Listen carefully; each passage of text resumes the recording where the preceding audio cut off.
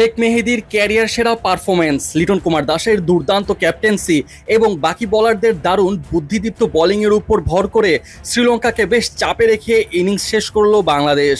দীর্ঘদিন পর একাদশে সুযোগ পেয়ে নিজের জাত চেনালেন শেখ মেহেদী। প্রতি ওভারে উইকেট শিকার করে যে শ্রীলঙ্কার ব্যাটিংয়ে ধস নামিয়ে দিবেন তিনি, তা হয়তো কেউ ভাবেওনি। 4 ওভার বোলিং করে 4 উইকেট শিকার করে দুর্দান্তভাবে প্রত্যাবর্তন করলেন মেহেদী। টস হেরে বোলিংয়ে আসে বাংলাদেশ। দীর্ঘদিন পর আবারও একাদশের সুযোগ পেলেন শেখ মেহেদী, আর তাতেই করলেন বাজিমাত। শুরু থেকে বলতে গেলে একাই যেন লঙ্কানদের উইকেট শিকার করে যাচ্ছিলেন তিনি। দলীয় 14 রানের মাথায় অবশ্য প্রথম উইকেটের পতন ঘটে লঙ্কাদের, আর সেই উইকেটের পতন ঘটান শরীফুল ইসলাম। শরীফুলের বলে কুশাল মেন্ডিস ক্যাচ তুলে দেন তাওহিদ হৃদয়ের কাছে, আর তাতেই দলের প্রথম উইকেটের পতন। 4 বল মোকাবেলা করে 6 রান করেন এই ব্যাটার। এক কুশাল আউট হয়ে যাবার কিছুক্ষণ পরে আউট হয়ে যান আরেক কুশাল, আর এবার এই কুশালকে আউট করে উইকেট শিকার মিশনে নেমে পড়েন শেখ মেহেদী। মেহেদীর বলে কুশাল পেরেরা ক্যাচ তুলে দেন তানজিদ তামিমের কাছে, আর তাতেই গোল্ডেন ডাকের শিকার হন এই ব্যাটার।